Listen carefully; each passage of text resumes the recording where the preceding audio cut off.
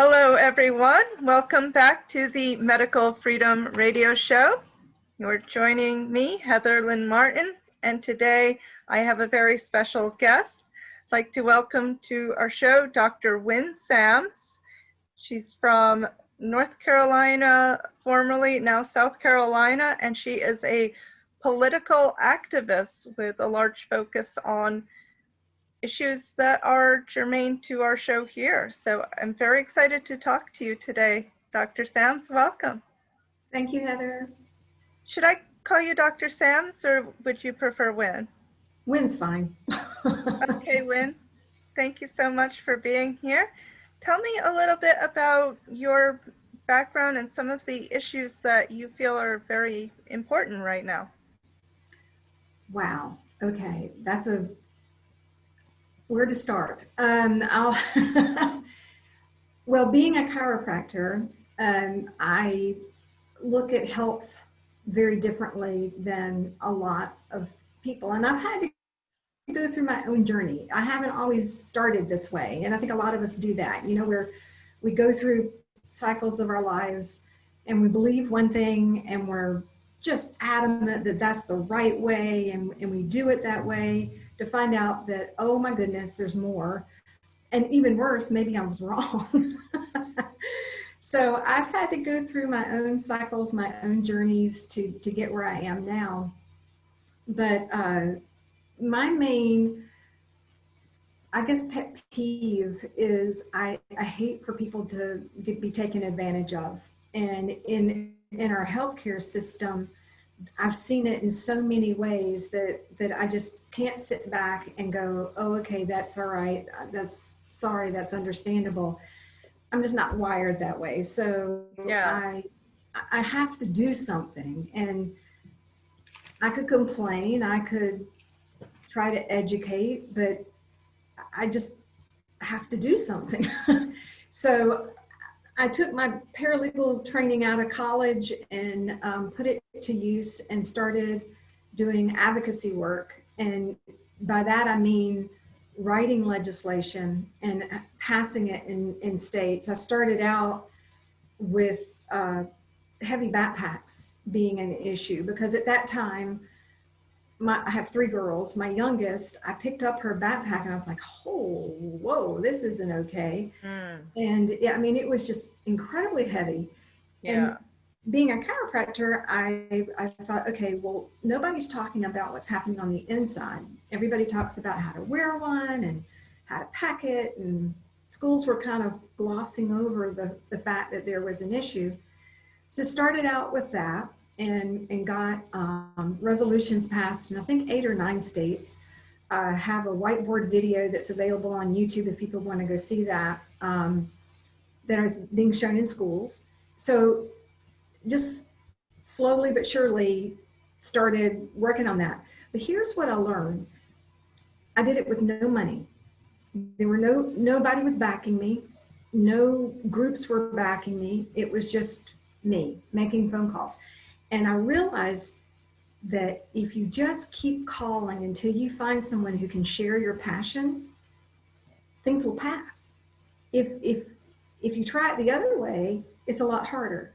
So that helped me realize it was possible. And then throughout a lot of, again, part of my journeys, I broached the subject of the opioid epidemic at that time, which now is just kind of in the shadows. Nobody, even though it's still a huge issue, that's not the subject anymore. Well, it still seems like we are being bombarded with this propaganda.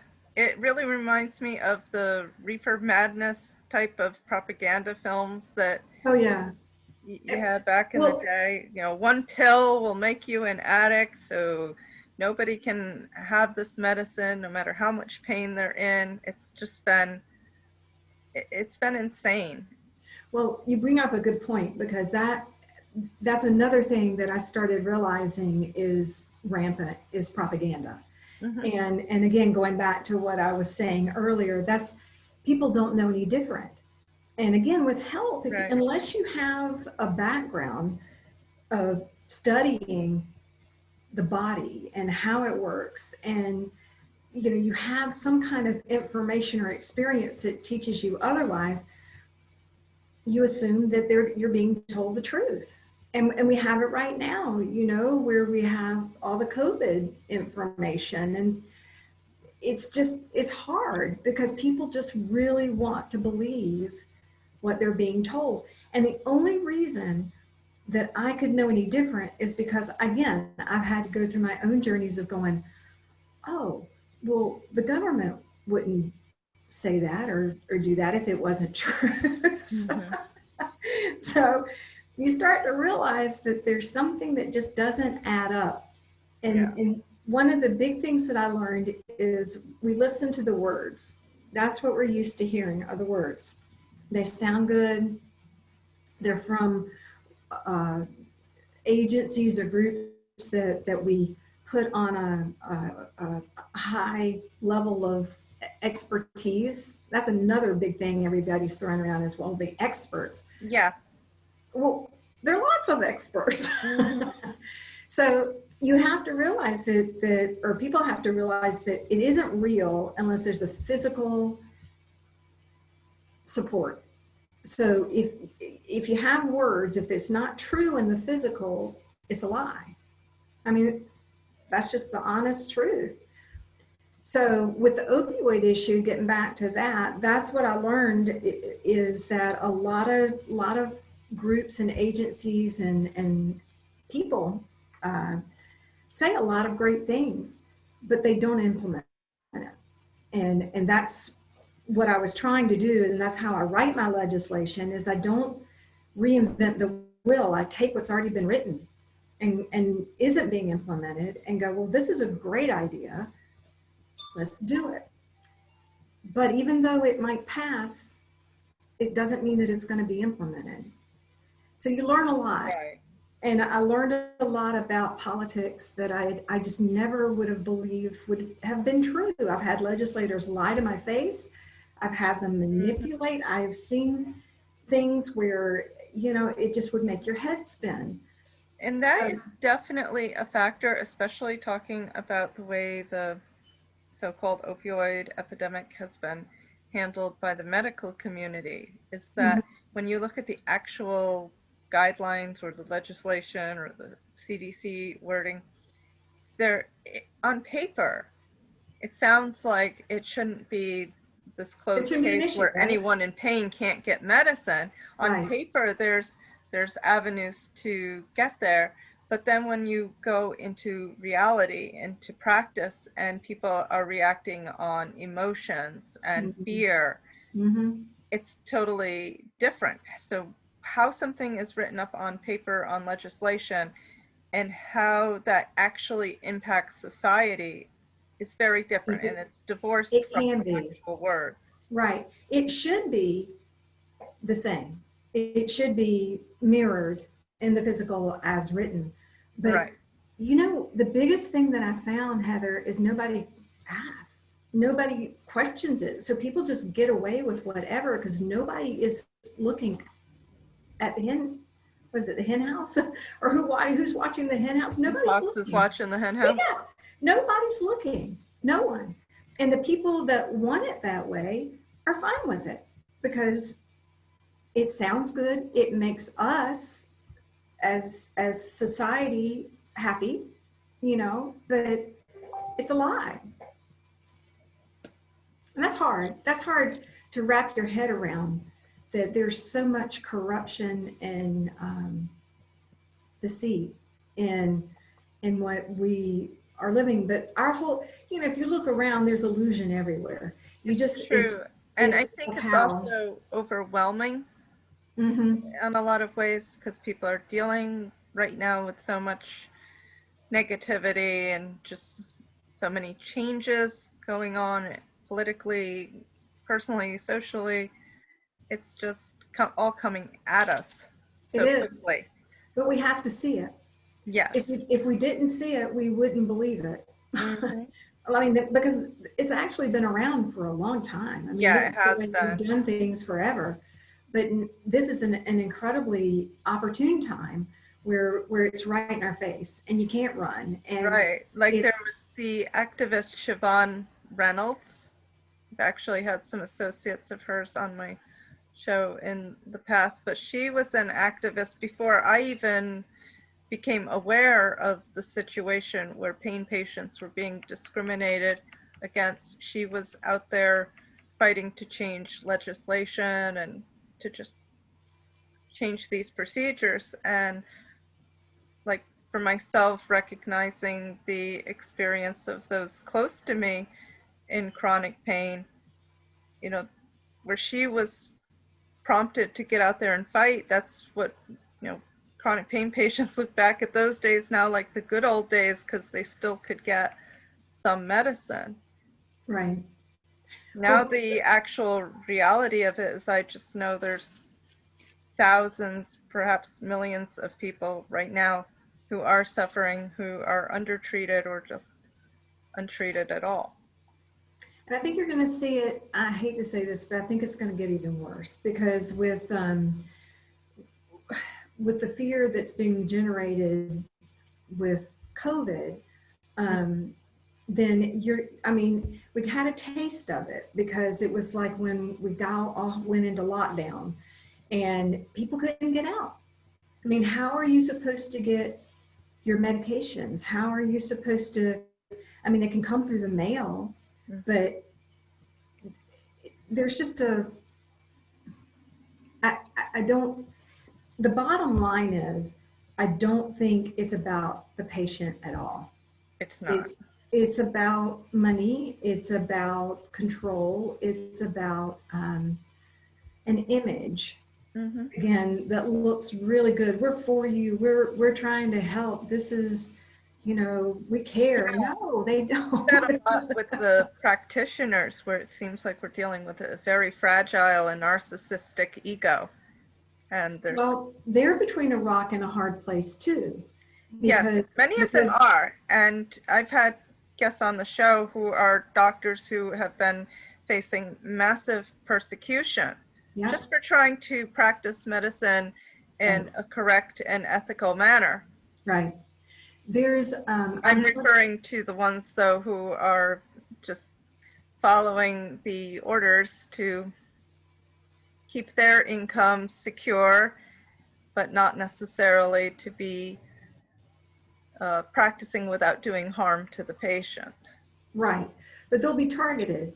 And, the AMA, which is supposed to be a regulatory agency, has now become a policing agency. And so you've got groups taking on roles that they weren't designed to do. Mm-hmm. I'm part of an integrative pediatric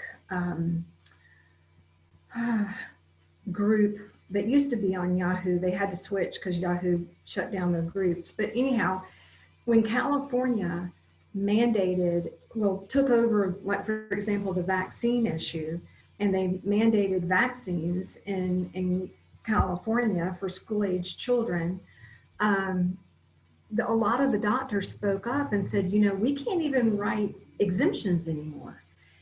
It's all now up to the health agency, the health and human services. And there's a person, a guy who's in charge of that, who has no medical background, who's going to decide who has an exemption and who doesn't. And they were saying, this just isn't right. And I said, let him pass it and then arrest him. Because he's practicing medicine without a license. Mm-hmm. So sometimes you have to, you let them do their thing, but then there's always ways that you can hold them accountable. It's uncomfortable. Are there though? Because you have to be creative. You have to be creative. That's what I'm saying though. It's easy, and I feel like this a lot, helpless and powerless. Like, what can I do? But if you, there's always we're not something. Entirely powerless, that's for sure. No, but there's always something that we can implement, but it's whether or not we want to do it.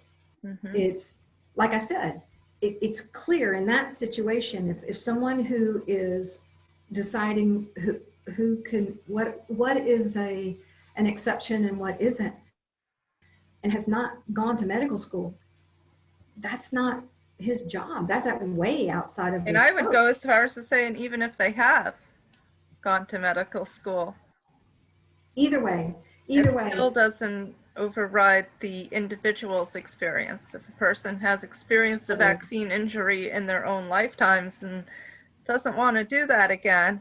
Totally. Well, I And that's shared with where you the medical freedom standpoint, like when I say medical freedom, I'm talking about a right that we should inherently have, but yeah, we do not. And that is the right to recognize our own self-ownership. right. And when we present with our health conditions and our experience, that we are taken as an equal expert. As you mentioned before, this kind of cult worship of people who have certain credentials. Well, here's what's happened. I know you didn't say cult worship. I'm just throwing Oh, that in because that's it really perfectly fine. I think that's seems like a cult accurate. type of No, thing it to is. me. It is though. Here's what's happened. Okay, used to be data included what you just talked about. You know, the person's experience, the practitioner's experience, and then you also had studies, and then higher up, like you had your double blind and your placebo studies. Now they've somebody without us having any say switched it so that at the very tippy top is what's called meta-analysis. And all that is they research, they try to find studies that are on the same subject, and they pull data from that and go, here you go, there's the science. Exactly. It's totally bogus. And so it leaves out the most important piece, which is the patient and the doctor. Yeah, yeah, and we're all in. We all have different. Like I'm allergic to penicillin. So does that mean that I have to have penicillin because the study says it works? No. I mean, it's crazy. But that's where we're heading if we don't realize what's going on and saying, okay, you know what? There's all kinds of science. And just because I come and I want to include my personal experience in my decision makes it no less accurate than if somebody, in fact, probably more accurate than pulling from stupid studies that have nothing to do with me and saying that's the science. This is all you can look at. Absolutely. Not only do we have a system that strips the individual of their right to authority and their agency of say-so over their own bodies, but it also handcuffs doctors from actually practicing medicine. Yes. Because, like you say, they were taking out the element of their own experience. Right. Which can be tremendous, especially if that doctor's, got a lot of experience dealing with this particular issue. In the case of COVID, as you mentioned, there were, here we're dealing with a brand new disease that nobody really has that benefit of experience in treating. And they come out with a blanket set of protocols, if X do this and if Y do such and such. Anyway, it's all written out. There was a doctor in my state, New York, I should keep forgetting his name, something Cameron, we mentioned it in the last show, and he was noticing that the settings on the ventilators, like they seem to be forcing too much air into people's lungs and doing damage to the lungs. Yeah. And he had to take to YouTube and make videos about it and talk, 'cause, like, doctors don't have the right to, in their practice, say, oh, let's try to change this up a little bit. Let's try that, and with the patient's permission, of course. Well, they get demonized if they do. It's totally. If they make discovery and if they're on the cutting edge, which is where we should want to be.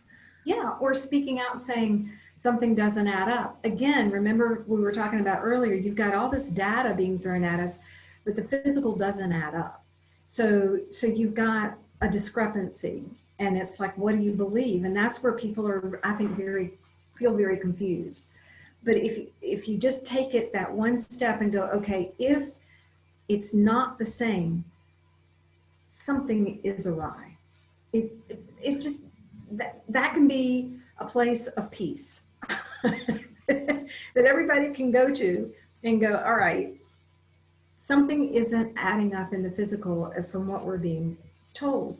The other thing is okay, so as a political advocate, I decided that I needed to take one more step, and I ran for Congress in North Carolina um, last, wait, no, yeah, last year, starting last year. And because I like to heal everything that I can along the way, I ran as an unaffiliated candidate because I do feel like our political parties are incredibly corrupt. Oh, And I'm sorry if that offends anyone, but that's my opinion. It's my perspective that having worked with it, it's, you know, we have to pay someone to represent us, which is hideous. It's just crazy. So, and then it was not in the original design of this country. We were supposed to have representatives that actually represented the people who are from the lay worker walks of life, not career politicians that we have running. Exactly.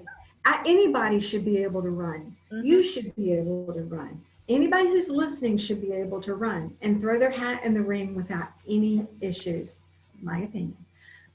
So that's where I was coming from as an unaffiliated candidate. In North Carolina, you have to, again, there's a lot of politics that keep that out. I had to get 8,000 signatures to get on the general ballot.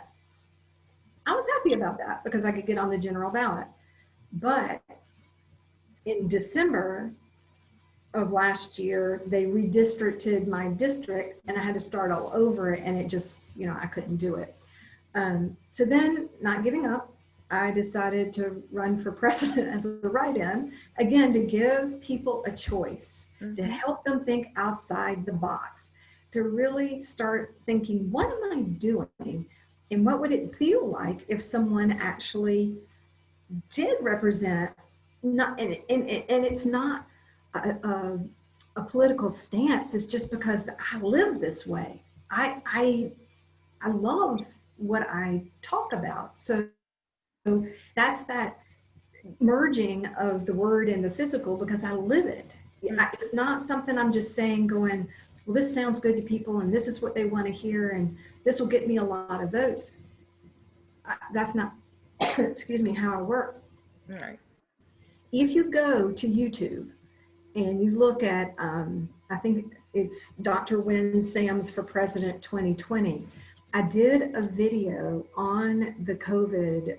I've done several, but one of them, and I'm sorry, I forget the name of it, but there was actually a paper, a document that was written years ago that is a play-by-play handbook for governors on how to address a pandemic. It's to the letter what we're doing right now. And if they don't do it, they don't get paid. See, this is the stuff that people don't realize, that it's not just happening. It's been planned. And I'm not saying it's not real, but it's planned. Oh, yeah. So you can look and start to see, again, that there are certain things that we are not privy to until we start looking. And then you better watch out because you're going to be like, oh my gosh, I don't want to look anymore. So that's why I have a take on politics that not a lot of people do, because once you get in it, you start seeing the truths and you start seeing how it works. And then trying to talk to people about that is really difficult because, again, it bumps up against people's reality bubbles. You know, if I feel like my reality is I'm a Republican or I'm a Democrat or I'm a libertarian and nobody's going to take me from there, that's your bubble. So if I come saying, well, wait, there's more, even though it's true, it's not going to get in. It's not going to make any difference. Yeah. Because I'd like to see people run without those labels. Yeah. I mean, why? It's like, who are you as a person and what do you stand for? What do you Wouldn't want? that be nice Yeah, to that would be vote it? really nice. Then we might actually have a real human aspect to leadership. One of the first points I can pick apart about just the Republican and Democratic parties is, so you have on one hand the right to own guns. Mm-hmm. And I'm very pro-gun. My gun saved my life or possibly saved me from a rape or attack, and I never had to pull the trigger. That is the Mm-hmm. beauty of guns. Mm-hmm. They don't necessarily kill people, but they do protect. And so you have that right on the Republican side, but on the other hand, if you are violated, let's say through a rape and are pregnant and say need an abortion, well, now in the same party, now No. you don't have that right to use lethal force to defend Yes. yourself. So Right. where's That's the sanity in that? So what if I'm a person who really believes in using lethal force in self-defense across the board? So yeah. there's not a political party that I fit into Thank you. on that issue. That's it. That's it. But the most, as much as I tried to get that point across, and as many people as like, you know, we need someone like you, we appreciate, we're for you, they just couldn't step over that line. Mm. And that's where, if we want change, we're the ones who have to change. We can't keep relying on other people to make decisions for us and then everything will be okay. That's just not, that's part of the illusion that's around these everywhere. There's some saying that I'm trying to remember right now about we're not going to have a revolution with the tools they give us to have one or something like that. Oh, that's a good one. Yeah, that's something like that. We're not going to really affect the change we want with the tools that the system provides for us. Right. And I've had a lot of people, Heather, say, well, what type of tools do you have? And I'm like, well, what kind of tools do you have? Sometimes we need to invent a new one. Exactly. And in my opinion, for example, if we want to create a new healthcare system, you got to have somebody who understands the nuances of both. And we create something new. We don't fix. We're so used to fixing, and it's kind of beyond fixing at this point. It's not going to work. It never works, but it really doesn't work anymore. It just doesn't work. So you have to have somebody who can look at both sides and go, okay, well, for example, with the opioid issue, you don't just throw the baby out with the bathwater. You don't say, well, okay, well, everybody is in this same boat, and so we're just going to have to cut everybody off. You know, that's not going to work. But you can certainly implement programs to help people thrive who want to do something different. But it is working for the agenda. And the agenda right now is you've got a law enforcement system that is heavily militarized, heavily funded through the prohibition, through the war on drugs. Yeah. And this is something I've been talking about since they started talking about defund the police. Because I've been talking about a means of defunding the police for a long time, and that is ending these drug prohibitions, because they are generating the spoils of war. They're generating property seizures, cars and properties. This is large amounts of revenue that have been rolling into the law enforcement system for quite some time. They've become dependent on that. And then we question, why is everything so corrupt? Mm-hmm. You know, why is there this us versus them? Why is there like this war mentality going on with police, who should be our protection? You know, our civil servants, people working. Look at this, Heather. Look, I mean, we've got a war mentality with each other. It's just carried over to different subjects. If I am, I mean, you saw it politically. You see it politically still. Mm-hmm. If you don't believe like I do, you're dead to me. That's cancel not culture. It's the cancel culture, but it's also war. And being at war, it happens all internally. So if I have places that I'm at war with myself, like I might believe this, but I'm acting this, I'm basically at war with myself. Do you see what I'm saying? So if my core self, my heart is saying, hey, you know what? I totally believe that everybody is equal and we're just people, but I go out and bash somebody because they don't think like me, I'm at war with myself. Mhm. So it actually gives us power if we start looking at ourselves that way and go, okay, I see this all around me. What can I do? What can I do to look at myself and see where I empower this? Because we all do at some point. Mhm. And that's part of why we're here, I believe, to do that part of our journey where we start realizing that whatever is happening outside of us is a mirror for something that's happening on the inside. And it's not going to we're not going to heal it if we keep looking outside of us and go, well, it's their fault, or Mhm. it's his fault, or why, oh, look what he's or her doing for us. It's not. Where it's going to really make a change is when enough of us change and we start coming from a deeper or more real resonance of who we really are. We will demand someone who then represents that. We're just not there yet. Mhm. And also, we talked a bit before about the big picture, how No important. big picture.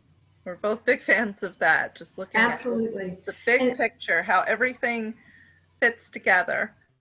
right. You can't let's just, in my experience, and because I'm a chiropractor, but I also am a healer, if people want me to fix them, I can't. I can't because they're helping to create what's going on. So I can help change the environment. I can help bring uh, um, um, a feeling back of like, ooh, that's what this feels like. I had forgotten how good I could feel, you know? Um, that's what we need is someone who can see that big picture and know that's where we're going. That's where we're all heading. But if you don't have someone who can see that and know how to help us get there, we're still going to be in Groundhog Day, Yeah. you know? And I also think part of looking at that big picture, like people tend to get very focused on the president and the top of that pyramid Right. when so much of the real action is happening on the local level. And I think that's where I'm heading is the local level. Yeah, Because that's where we can you know, really have an impact. yeah, I don't think I realized how much the local level had an impact until actually that's one of the things COVID has done is to show us the impact on the local level. And, you know, some are following suit and some are speaking up and some are finding their way. It doesn't matter. But yeah, I think that's where I'm going to go. I had to experience it myself. I mean, running for office is not for the faint of heart. I All mean, right. especially in this time, holy cow. I mean, I had people throw stuff at me like barbs and words and all Mm. kinds of insults. And I'm like, this is where we are, you know? And somehow that's supposed to, I mean, why would anybody want to hurt somebody?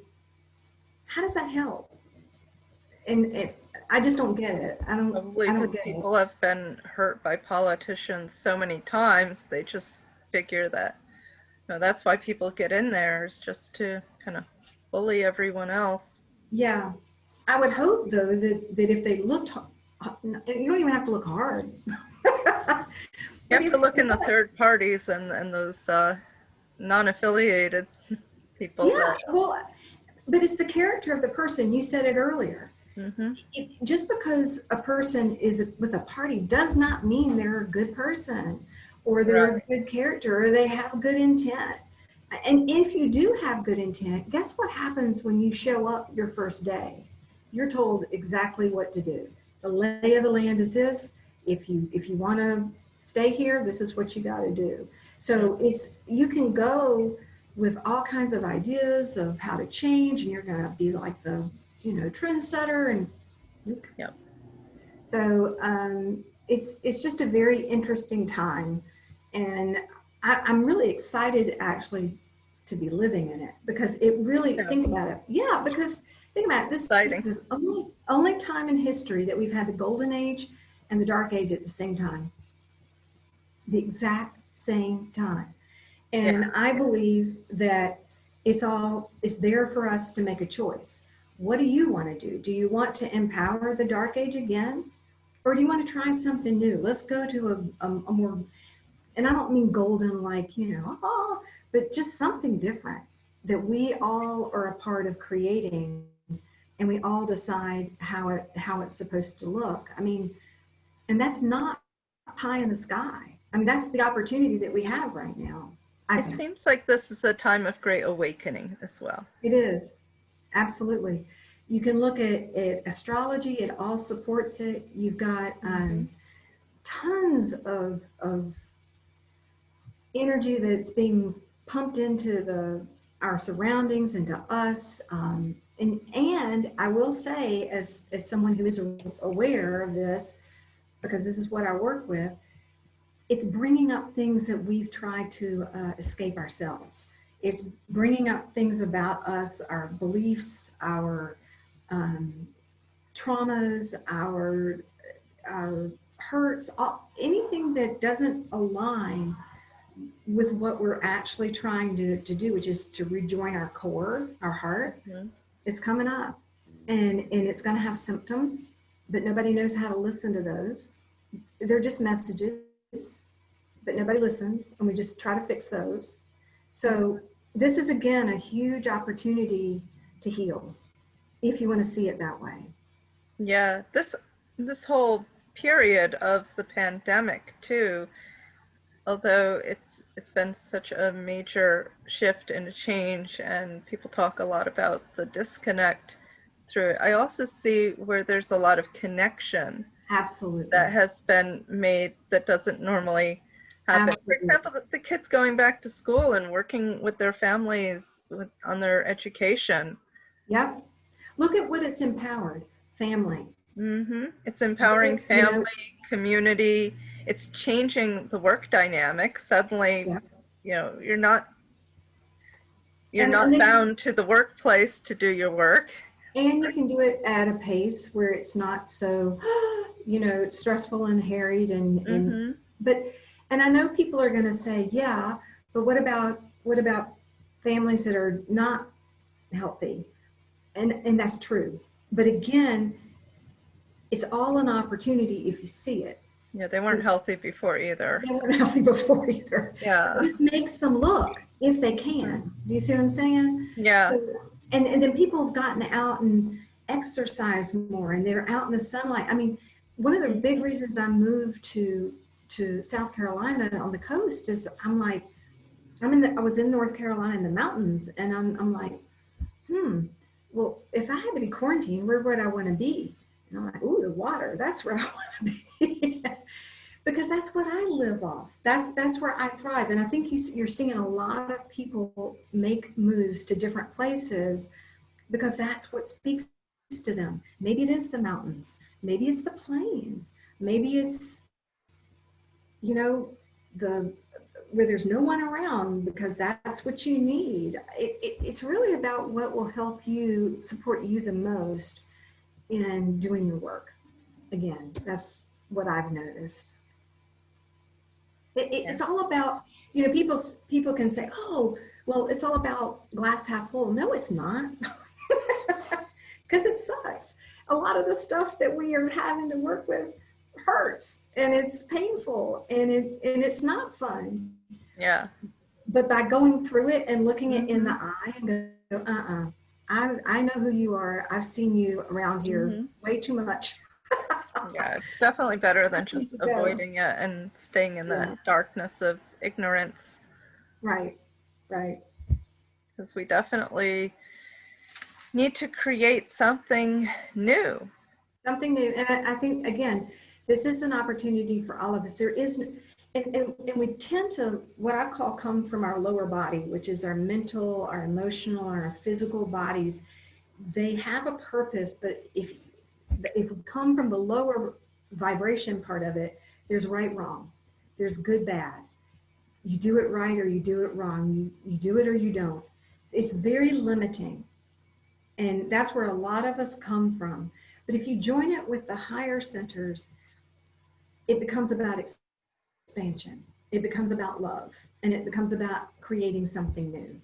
Mm-hmm. It's a that bigger picture. So it just depends on, what do you want to join? Do you want to join the right, wrong? Because you can do that. Nobody says you can't. But if you do, just know you're helping to create more limitation. If you join right, wrong, or happy, sad, you're limiting your expression and possibly others, because we do affect each other. And physically, if I just sit back, I can hibernate, or I can go out and protest and be mad and whatever. That's fine. But realize that you're helping to help create and empower that war. And so it's about, how can we bring the quiet acts of rebellion? Yes, or healing internally, which will then ripple out and help affect others. There's so many ways that we haven't explored that are incredibly powerful, but people would not even believe what's possible because they haven't experienced it. Once you experience it, you never go back. It's like, oh my goodness, this is much better. And there's always opportunities to learn, always. Right, like the attitudes toward addiction, for example, just how people with any kind of drug use are demonized by society, and just how people react to that. You know what, Heather? We all have addictions. We sure. believe the labels, but all of us have addictions. It's part of human nature. It's not something that should be so shunned and demonized. Yeah. I'll tell you what, in North Carolina, there was a home, like a assisted living, elderly care in the back of my property. If I went over there and said, okay, no more ice cream after dinner, there'd be a revolt. Because I guarantee you that there are those people who are like, I've got to have my ice cream. Mm-hmm. Or with COVID, where people can't be visited. It's not an addiction, but that's just a human need to interact and touch and that kind of stuff. But that's where I'm saying those labels have created a market. Mm-hmm. And I try to help my patients realize that just because they may go to the doctor and get a diagnosis, it doesn't mean they are that diagnosis. Right. They have to get paid. The doctors have to get paid. So they've got to say something, but it doesn't especially in mental health. Oh my God. Do you know how they come up with all the diagnosis codes? From this that. Is not a lie. They sit around a table and they vote. They vote.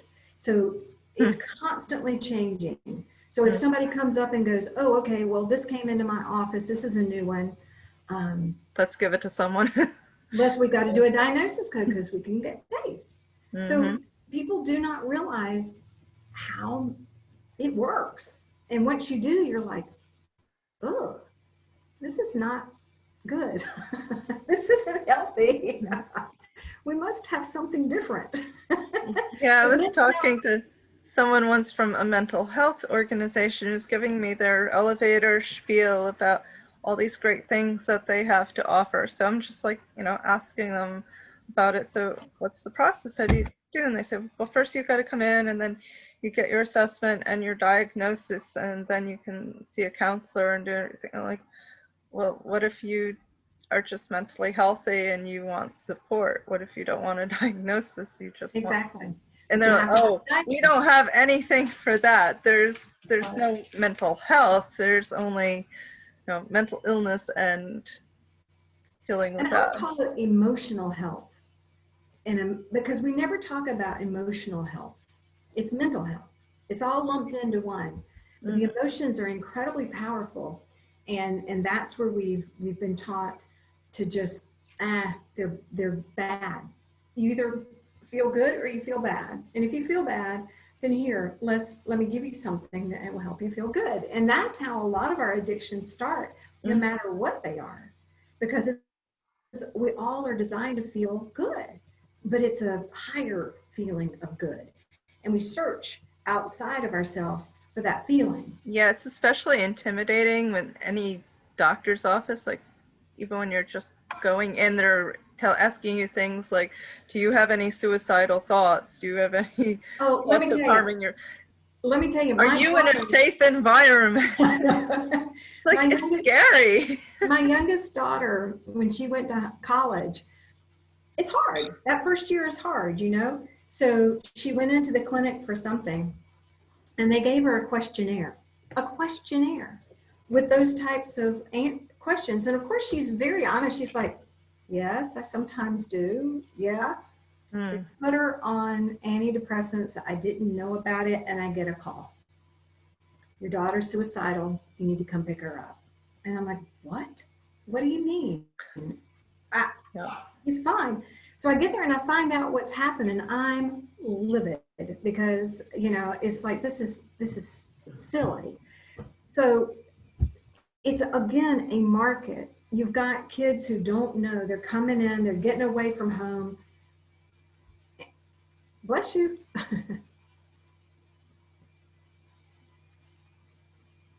You okay? Are you there? Yeah, I'm sorry, I had a sneeze. I figured so.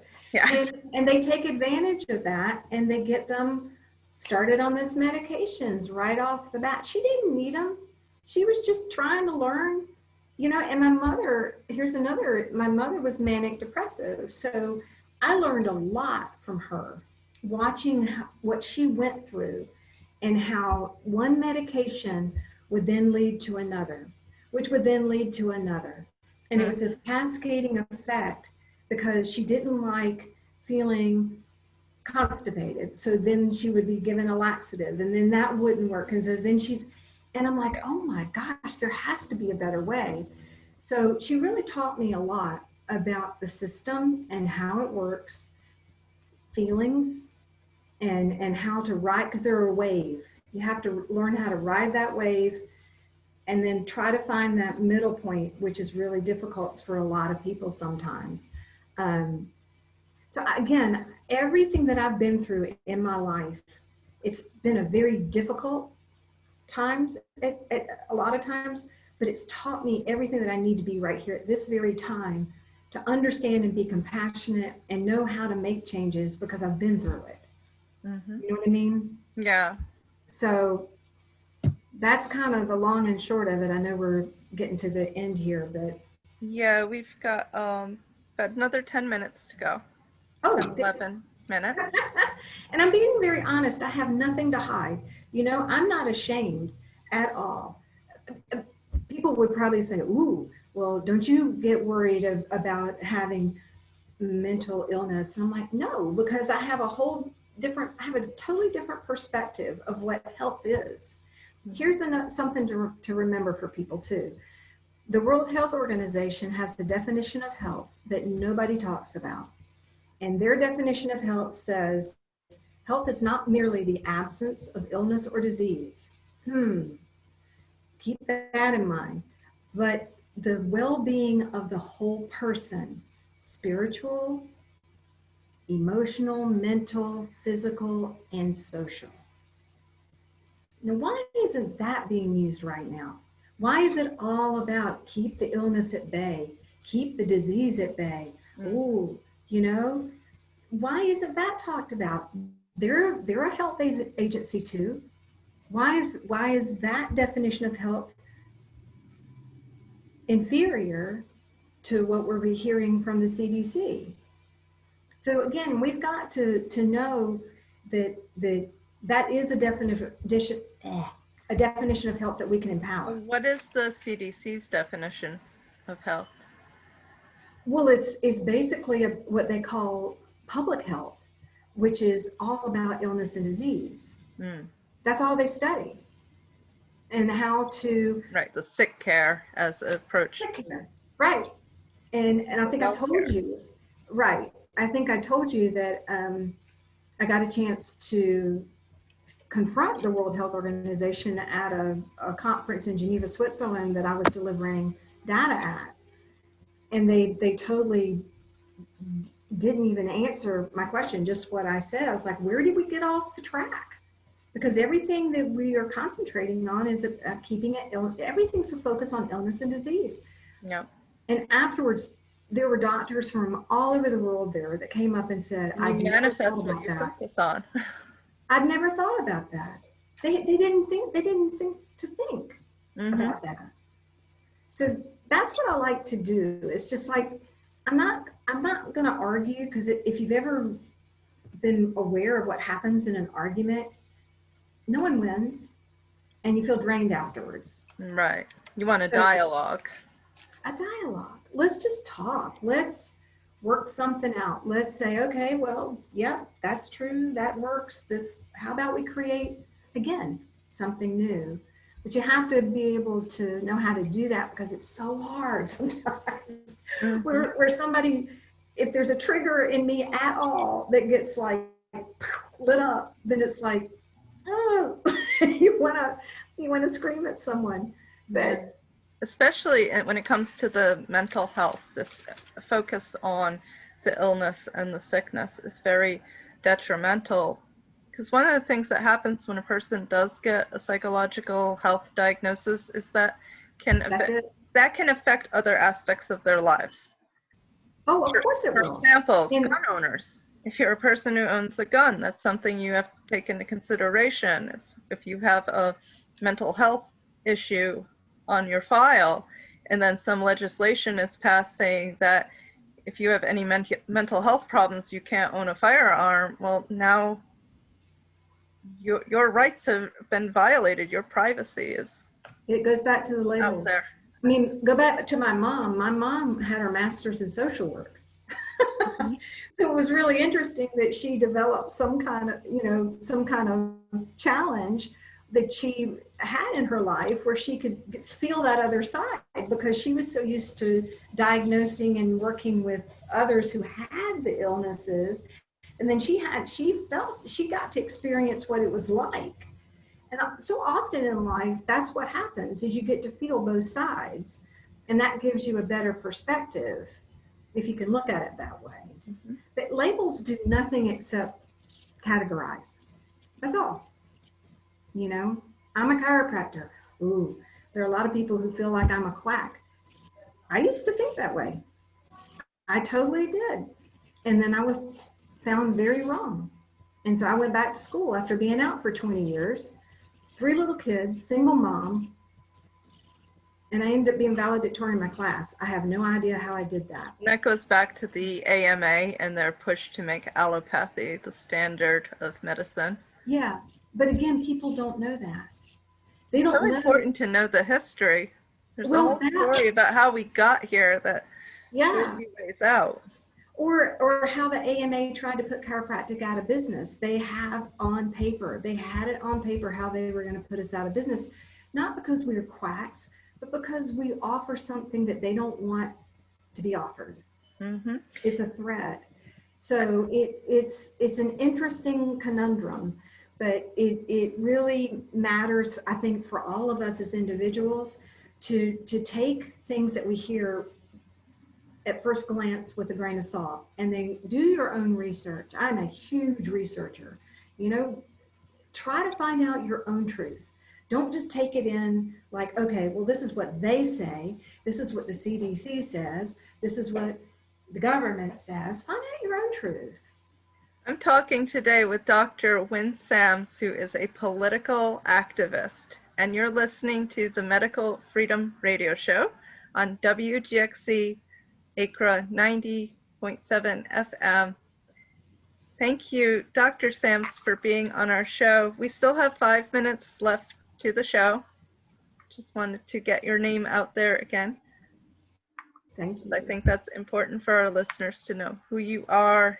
You're in South Carolina right now, but in working on legislation for change, just trying to give people more autonomy in healthcare, more rights to themselves. And Right. that's what we're all about here at the Medical Freedom Radio Show.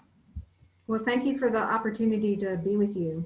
Thank you, Dr. Sams. Are there any resources you would like to share with our listeners? Any Yeah, I mean, things they should if check people, out about this topic?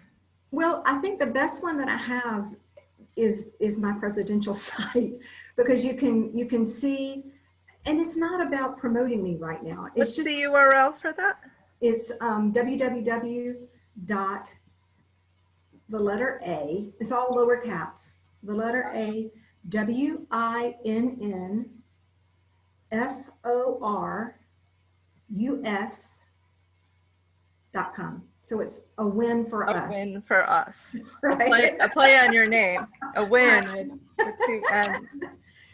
But I wrote all of that information. It's very thorough, and I think you'll get a feel for the message I'm trying to get out there. And if anything, just spread the word. Not about me, but just about what we've all talked about.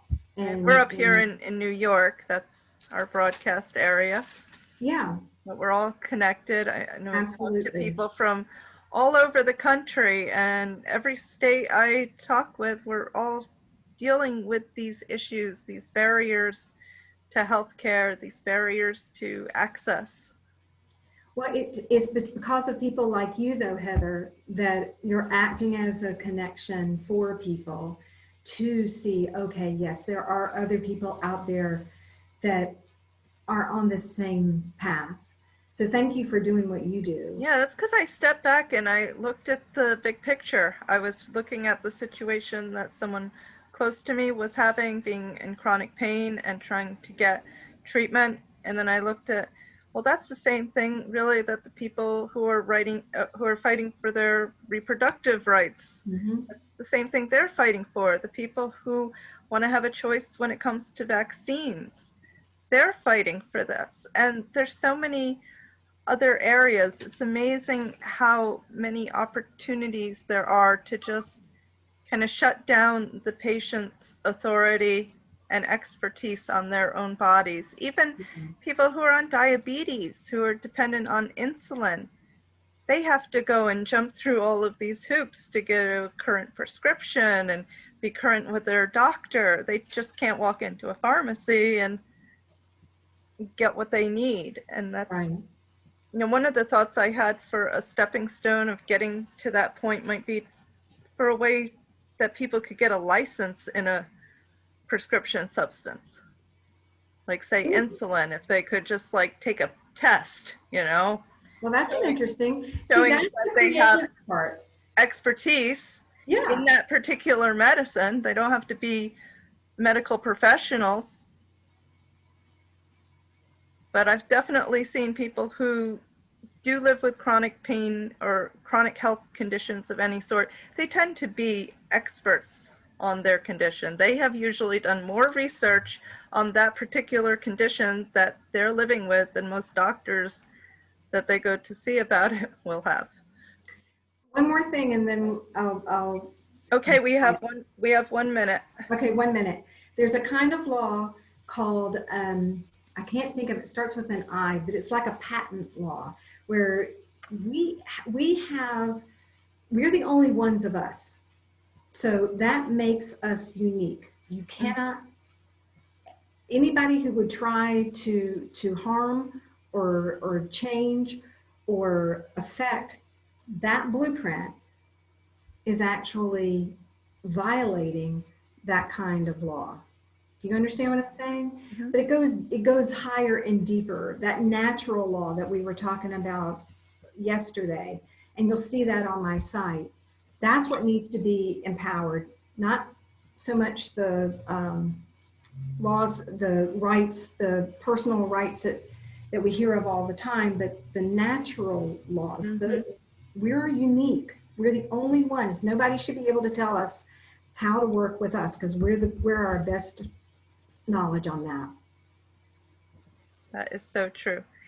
Thank you so much, Dr. Sams, for being a guest on my show and talking with me today. You're so welcome. Thank you, and I wish you the very best in your pursuit of freedom and justice for. I'll be around somewhere. Okay, Heather. Bye-bye. Thank you, Bye. listeners, for tuning in. This is the Medical Freedom Show on WGXC 90.7 FM.